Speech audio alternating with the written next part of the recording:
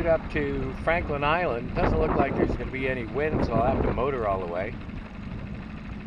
But I want to see what's going on up there. Franklin Island is, it's not a provincial park, it's kind of a provincial protectorate, which is, it's kind of hard to describe. It's provincial land, but it's not a park, but people are more than welcome to go and camp and do, and all kinds of folks come out from Snug Harbor in canoes and tuck in there. So I'm going to go snoop around and see what's cooking there. The back entrance to Franklin Island also faces right out into open water due west. So we could be back to Scott Blair's theory, which, by the way, I might add, I was reading an article the other day about invasive species in Lake Simcoe, and everything they talked about was zebra mussels from Eurasia,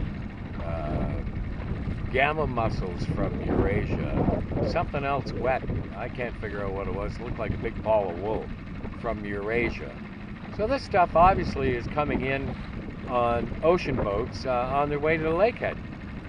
And it sounds, you know, as far as that goes, anyways, it sounds like Scott Blair is quite correct in his theory of ocean boats throwing, oh, no, nothing. Throwing garbage in the water and it drifting up on the Windward Islands, on the windward side of the islands anyways. It'd be great to go out to the windward side of the limestones and see what's cooking on around there. But anyways, Franklin Island's my destination for Friday.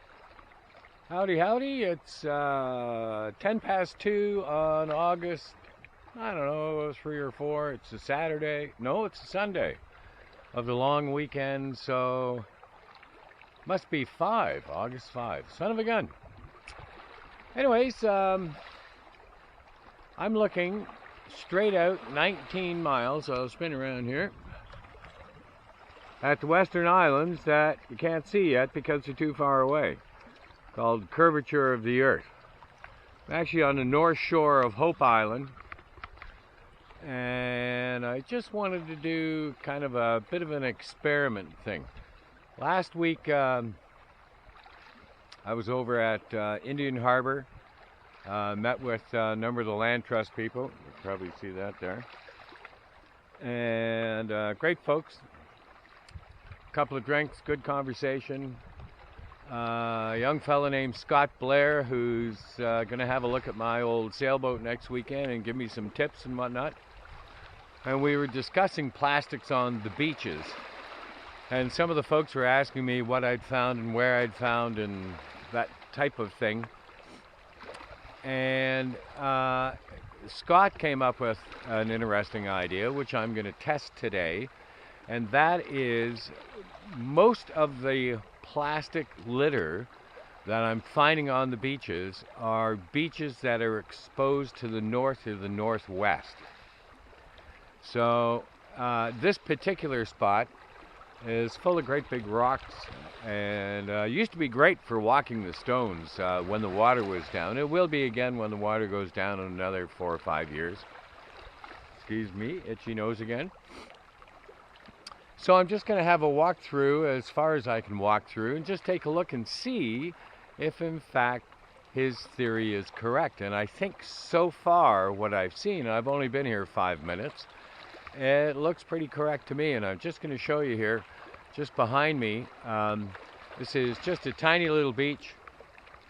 I guess in Newfoundland you'd call this a beach, in Georgian Bay you'd call this all stones and sand and stuff. But and this is on the northwest corner of Hope Island, and I pick on Hope Island because it's kind of close to home for me, and it has a number of different, not phases, well maybe they are phases because of the size of the stones. It faces all 4 points on the compass, and all 4 points on the compass that it faces are different. It really helps to encompass the whole of Georgian Bay. My first piece of debris looks like a little piece of rug. I'm going to just poke under it first, make sure there's no bad guys hiding in there. I shouldn't call them bad guys. They're all good guys. I'm the bad guy here. There we go. That might look nice in my folding boat. Well, look what I found. Very first piece of plastic. That's pretty good for a beach like this. Just gonna give her a little poke, make sure. There we go. Pull that out. Looks like part of an old oil can or a water can of some kind. So we're just tooting along the rocks here. And I gotta tell you, so far, things are looking pretty good.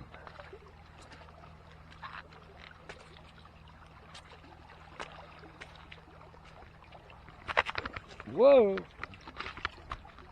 Oh, this is interesting.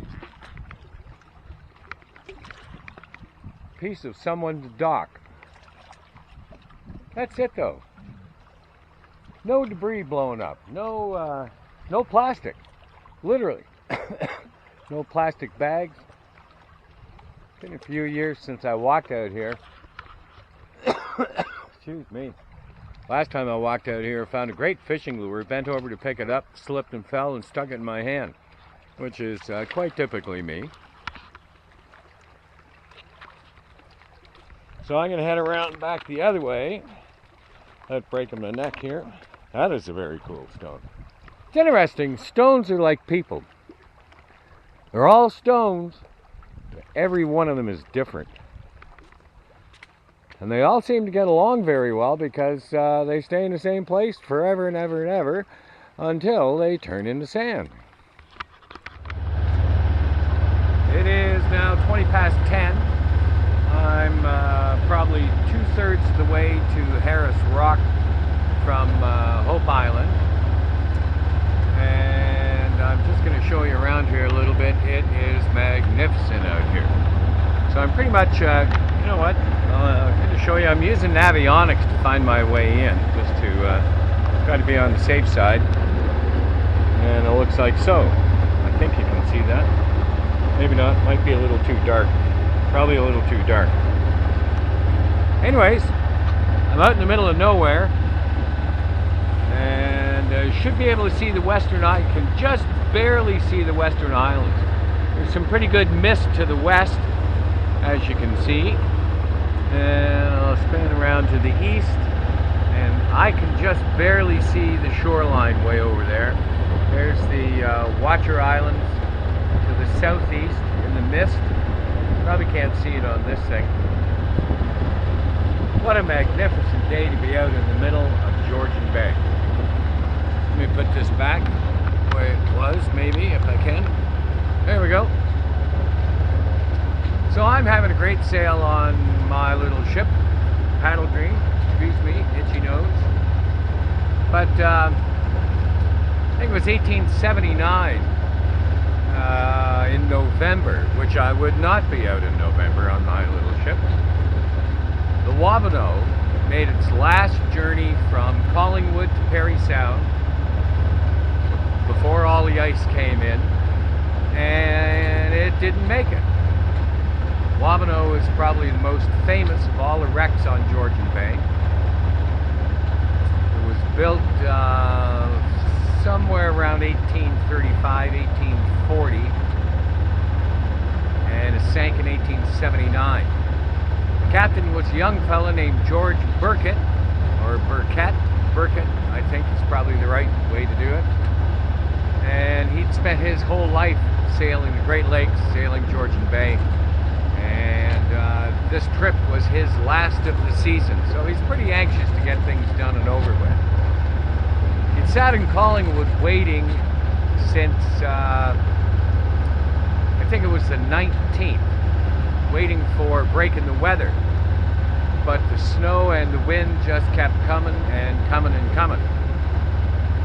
Excuse me, ankle biters out here are brutal, just driving me nuts.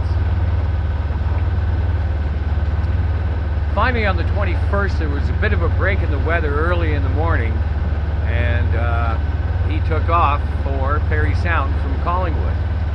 So I'll just back up a little bit. Wabano was about 125 feet. It's a steamer, and it was a paddle wheeler, a side paddle wheeler. So it had a paddle on both sides, a paddle wheel rather, on both sides. It was a cargo passenger vessel, and with it being its last voyage of the season, Captain Burkett was loaded very, very heavy. Even the decks were full of people. I think there was 23 or 24 on board. Cargo, freight goods, and livestock. So off he goes. Weather picked up again. The last person to see the Wabano was good old John Hoare when he was manning the lighthouse on the bottom end of Christian Island. He saw the lights go by. Now, some of the experts think that Wabano capsized because she was so top-heavy just east of the Western Islands. Most of the experts think that Captain Burkett ran into the Haystack Islands and the boat flipped then. I believe the boiler to the Wabano is still around the Haystack Islands. Boy, is it hazy out here, I'm telling you. Spooky thing is, there was not a body found anywhere. All kinds of debris washed up on the shore. Freight, personal belongings, not a body. And there's never been an explanation for that at all. And a little bit of a pre-story to sinking of the Wabano. There was a young doctor that was making the trip to Parry Sound. And he was, I can't remember his name. He was from Strathroy and was going to set up a new practice just out by Dunchurch, and this was the last ship of the season, and he was pretty determined to be on the ship. Well, the evening before the ship left, his wife had a premonition of a terrible disaster and begged him and begged him and begged him not to go. Something horrible was going to happen. And he paid her no mind, typically, in 1879. And guess what? She was right. Now, legend has it, Wabano's resting place, just, I guess it's on the northeast side of Wreck Island. Yeah, it's northeast side of Wreck Island. Legend has it that the ghost of George Burkett still guards the ship, his beloved Wabano.